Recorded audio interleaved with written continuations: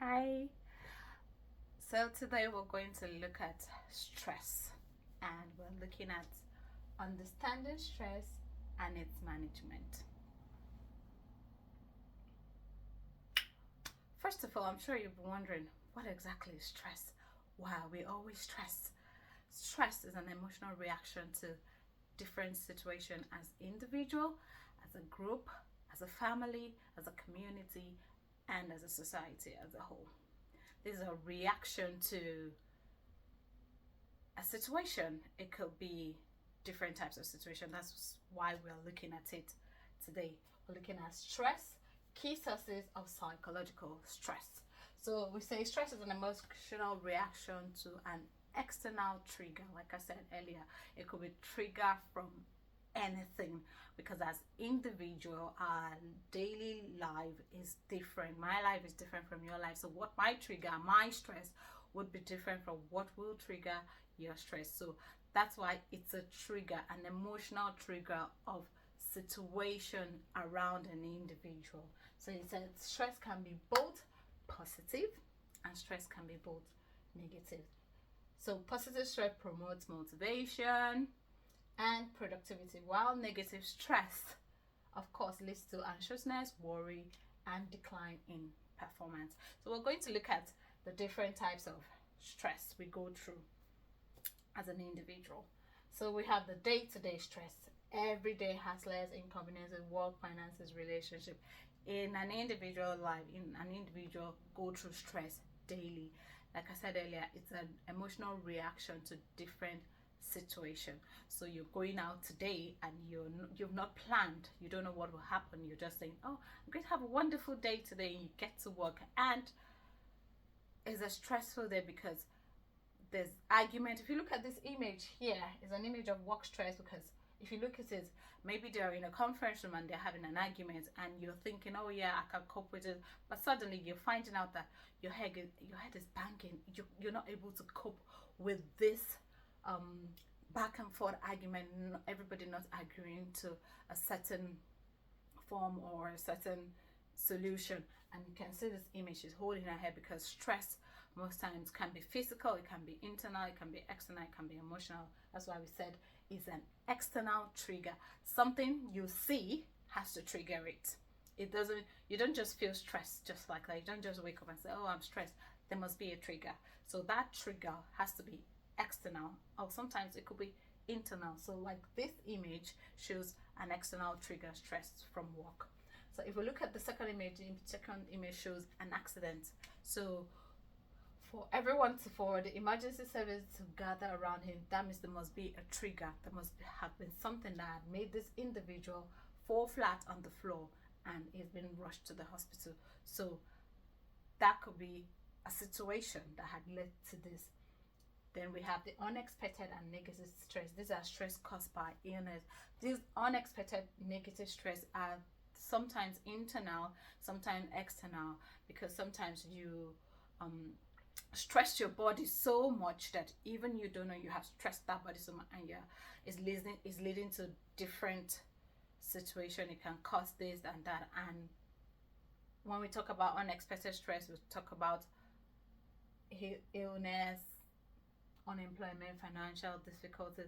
So basically stress has to do with things that happen around us, around that individual, because it has to do about that individual, what's happening around the individual, how the individual is able to cope with this situation. If the individual is not able to cope with all these situations that are negative, then this is where stress comes in.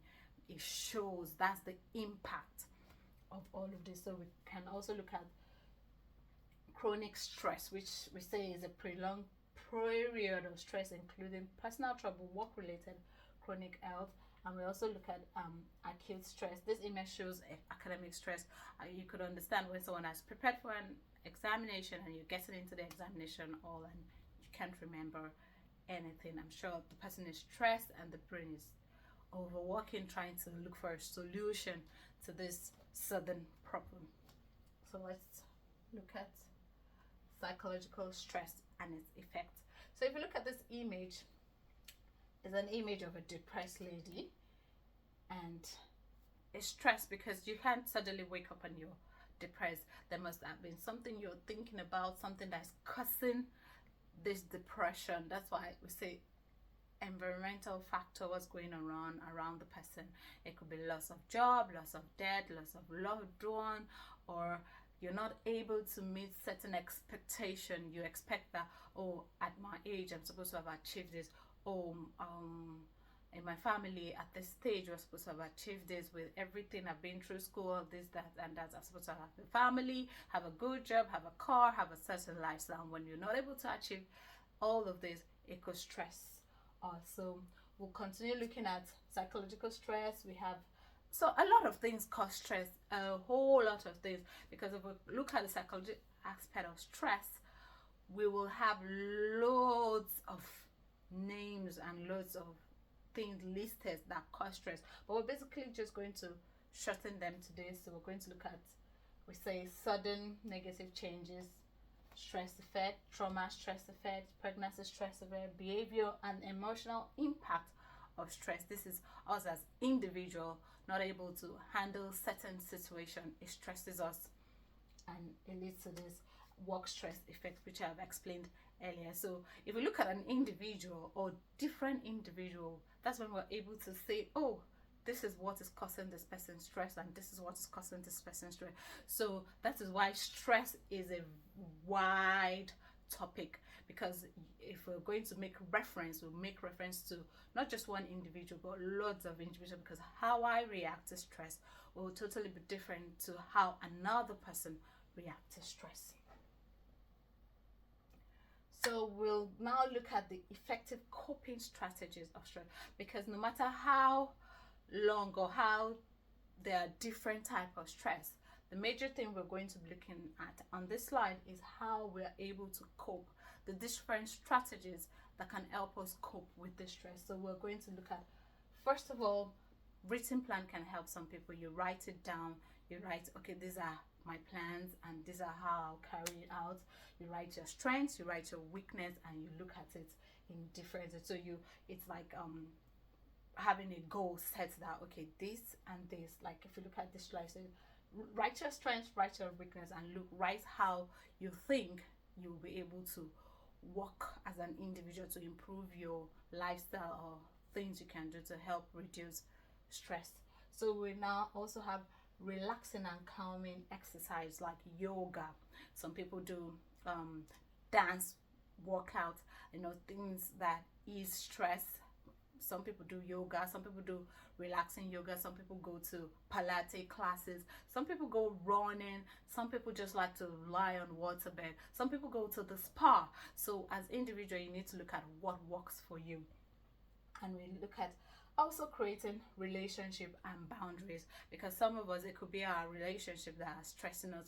Like if we take written plans into action, we could also write it down to create boundaries. So we need to, when we have a plan, we have to stick to it. So we can also identify what is causing our stress, and if it's an individual, maybe a real relationship with certain people, you need to create boundaries to make sure that these people don't trigger all the stress. So that's another coping strategy. So as an individual or as a person, when you talk to somebody, you need to understand that individual, talk to the individual, and look at what works for them, what strategy, what coping strategy will work for an individual, because as an individual we're all different, so different strategy works for different people.